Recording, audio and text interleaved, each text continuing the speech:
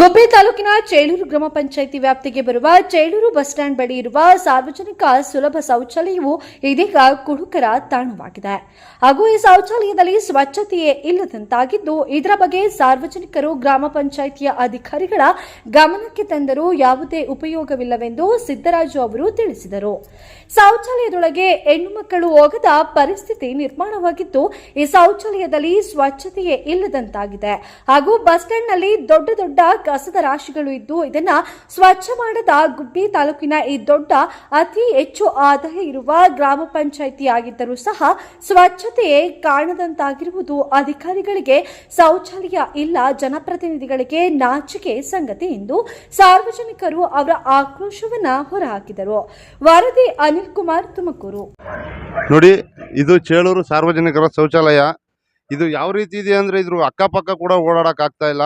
But ಗ್ರಾಮ ಪಂಚಾಯತಿ ಅವರು ಯಾವುದೇ ರೀತಿಯ ಆಕ್ಷನ್ ತಗೊಂತ ಇಲ್ಲ. ಇಲ್ಲಿ ಹಿಂದೆಗಡೆ ಮನೆಗಳಿದಾವೆ, ಅಲ್ಲಿ ವಾಸ ಮಾಡಕ್ ಆಗ್ತಾ ಇಲ್ಲ. ಎಷ್ಟು ಸರ ಹೋಗಿ ಕಂಪ್ಲೇಂಟ್ ಕೊಟ್ರು ಸರ್, ಎಷ್ಟು ದಿನದಿಂದ ಅಂತ ಅಲ್ಲ, ಸುಮಾರು ವರ್ಷದಿಂದ ಇದೇ ತರ ಇದೆ. ಬಟ್ ಇದು ನೋಡಿದ್ರು ನೋಡ್ದಂಗೆ ಹೋಗ್ತಾ ಇದ್ದಾರೆ.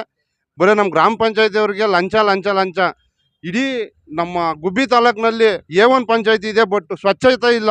ಚೇಳೂರಲ್ಲಿ ಎಲ್ಲಿ ನೋಡಿದ್ರು ಸ್ವಚ್ಛತೆ ಇಲ್ಲ. ದಯವಿಟ್ಟು ಇದಕ್ಕೆ ಸಂಬಂಧಪಟ್ಟ ಅಧಿಕಾರಿಗಳು ಇದ್ರ ಬಗ್ಗೆ ಗಮನ ಹರಿಸಿ ಇದಕ್ಕೊಂದು ವ್ಯವಸ್ಥೆ ಮಾಡಿಕೊಡ್ಬೇಕಾಗಿ ತಮ್ಮಲ್ಲಿ ಕಳಕಳಿಯ ಪ್ರಾರ್ಥನೆ. ನಮ್ಮ ಚೇಳೂರು ವಾರ್ಡ್ಗಳಲ್ಲಿ ಯಾವುದೇ ರೀತಿಯಾದ ಉತ್ತಮವಾದ ರೋಡ್ಗಳಿಲ್ಲ. ಮಳೆ ಬಂದರೆ ಮನೆಗೆಲ್ಲ ನೀರು ಹೋಗ್ತವೆ. ಪಂಚಾಯತಿಯಿಂದ ನೀರು ಬಿಡ್ತಾ ಇಲ್ಲ. ಸರ್ ಎಲ್ಲ ಮಾತಾಡಿದೆ ಸರ್, ಪುಟ್ಟರಾಜು ಅಂತ ಹೇಳಿ. ಹೌದು ಸರ್, ಅವ್ರಿಗೆ ಒಂಥರ ಎಲ್ಲ ಮೀಟಿಂಗು ಯಾವುದೇ ಒಂದು ವಿಚಾರ ಆಗಲಿ ಮೀಟಿಂಗ್ ಇಕ್ತೀನಪ್ಪ ಮಾತಾಡ್ತೀನಿ. ಯಾವಾಗ ಮಾತಾಡ್ತಾರೋ ಉಡಾಫೆ ಉತ್ತರಗಳು ಯಾವುದೇ ರೀತಿಯಾದ ಇದನ್ನು ವ್ಯವಸ್ಥೆ ಮಾಡ್ತಾ ಇಲ್ಲ. ದಯವಿಟ್ಟು ನಿಮ್ಮ ಮುಖಾಂತರನಾದರೂ ನಮ್ಮ ಚೇಳೂರಿಗೊಂಚೂರು ವ್ಯವಸ್ಥೆ ಆಗಬೇಕು ಅಂತೇಳಿ ಈ ಮೂಲಕ ಕೇಳ್ಕೊತ. ನಮ್ಮ ಹೆಸರು ಪವನ್ ಅಂತ. ನಾವು ಇಲ್ಲೇ ಮುಂದಗಡೆ ಅಂಗಡಿಲಿರೋದು. ಶೌಚಾಲಯ ಒಂದು ಸ್ವಲ್ಪನೂ ಚೆನ್ನಾಗಿಲ್ಲ. ಏನಾದರೂ ಮಾಡಿ.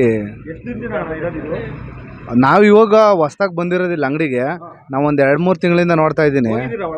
ಹೋಗಿದ್ದೀನಿ ಅಣ್ಣ, ಡೈಲಿ ಇಲ್ಲೇ ಹೋಗೋದು. ನಾವು ನೀರು ಒಂದೊಂದು ದಿವಸ ಬರುತ್ತೆ, ಒಂದೊಂದು ದಿವಸ ಬರೋಲ್ಲ. ಅವಾಗ ಅದೇ ಕಷ್ಟ ಆಗುತ್ತೆ.